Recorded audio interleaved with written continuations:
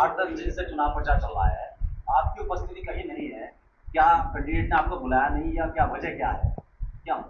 देखिए, चुनाव तो अभी 20 तारीख को है और अभी तो मतलब पहला ही हफ्ता है नवंबर का। और चुनाव लड़ाने का तरीका कोई ये नहीं है कि मंच से भाषण दें, वही चुनाव है। चुनाव तो फोन से भी लड़ाया जाता है और अपने लोगों से बात करके भी लड़ाया जाता है। और मैं बिल्कुल चुनाव में रहूंगी और मेरा तरीका ये है कि जिस दिन से लगूंगी चुनाव में फिर दिन रात करके चुनाव लड़ाएंगे। कैंडिडेट भी बुला रहे हैं, कैंडिडेट शायद अभी 10-5 मिनट में आने वाले भी हैं, उनसे बात हुई थी, वो भी मिलना चाह रहे थे। तो ऐसी कोई बात नहीं है। चुनाव दमखम के साथ लड़ाया जाएगा, तन मन धन से लड़ाया जाएगा और चुनाव जीता जाएगा। ये फील्ड में ये है कि नाराजगी किसी तरह की है नहीं, क्या? मेरी किसी से कोई नाराजगी नहीं है भाई। अभी तो दीपावली थी, आपसे उस दिन मुलाकात भी हुई थी। अभी दीपावली बीती है, कुछ हस्बैंड को भी दिखाना था कल।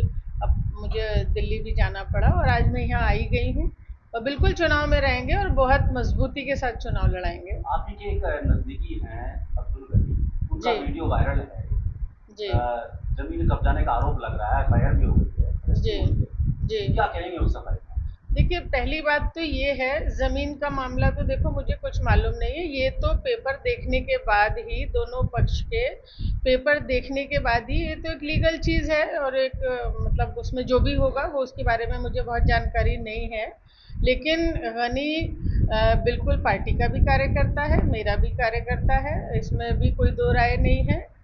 और एक बात ये है, जहाँ तक गिरफ्तारी का सवाल है, मैं आप लोगों के माध्यम से ये बात कहना चाहूंगी कि जो भी उसका किसी जिसके साथ भी विवाद हुआ, देखिए ना मेरा उनसे कोई विरोध है जो दूसरे लोग हैं भाई, वो भी मेरे वोटर हैं, वो भी मेरे लोकसभा क्षेत्र के हैं।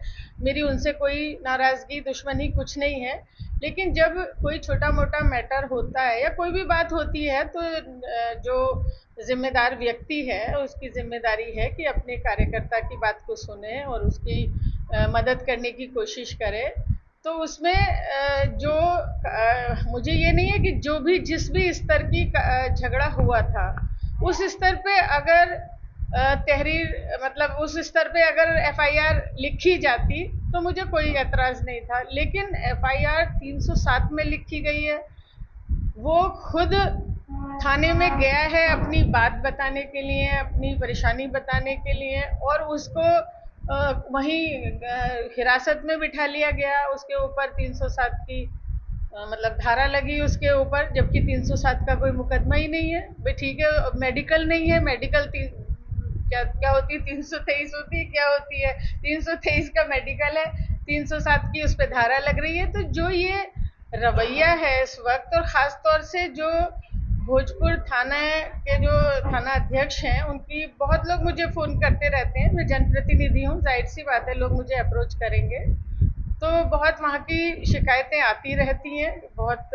अब उन्होंने क्यों उसे, जब जो आदमी खुद थाने में गया है अपनी पीड़ा बताने के लिए, उसको हिरासत में ले लिया गया, उसकी बहुत ज़्यादा बार बार पिटाई की गई और उसके ऊपर 307 का मुकदमा लिखा गया। जो जितना झगड़ा था उतना लिखा जाता तो कोई एतराज़ की बात नहीं थी, लेकिन इतनी बढ़ा चढ़ा के लिखा गया। और क्यों मारा गया, इसके वजह से उस पर मतलब क्या महिषाती थाना अध्यक्ष की कोई भाई कोई लालच था उन्हें, कोई दुश्मनी थी, क्या बात थी, ये बड़ा प्रश्न चिन्ह है। और मैं उच्च अधिकारियों से वार्ता करूंगी और मांग करूंगी कि इसकी जांच हो और इसमें निष्पक्ष धाराएं रहें और बाकी धाराएं उसमें से कटें। और एक ये कई मीडिया वालों का मैं देख रही हूँ कि चाहे वो प्रिंट मीडिया के हों या इलेक्ट्रॉनिक मीडिया के लोग हों, उन्होंने उसमें ये बताया है कि वो सांसद का रुचिवीरा का मतलब पीए है, पीआरओ है,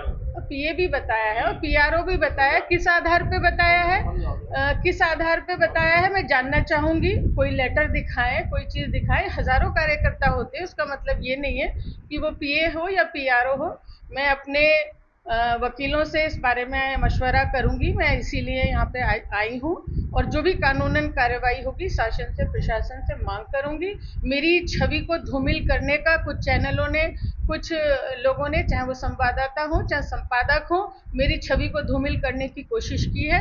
तो मैं उस पर जो भी होगा अपने वकीलों से मशवरा करके उस पर कार्रवाई करूंगी। एक फोटो जो है वो वायरल करा जा रहा है और जिसमें जो है जो आरोपी बताया गया है गनी, वो आपके साथ में जो है वो संसद के अंदर बैठे हुए दिखाई देता है। संसद में तो किसी का प्रवेश ही वर्जित है। आपको पता नहीं, पत्रकार हैं, आपको मालूम नहीं है कि वहां तो एमपी के अलावा कोई भी संसद के अंदर नहीं जा सकता है। वो कार्यकर्ता है, उसका सैकड़ों जगह मेरे साथ फोटो हो सकता है, उसका नहीं और बहुत सारे लोगों का हो सकता है। तो संसद में तो प्रवेश ही नहीं है, वर्जित है, कोई जा नहीं सकता है। आपकी पार्टी इस मामले में आपके साथ खड़ी होगी?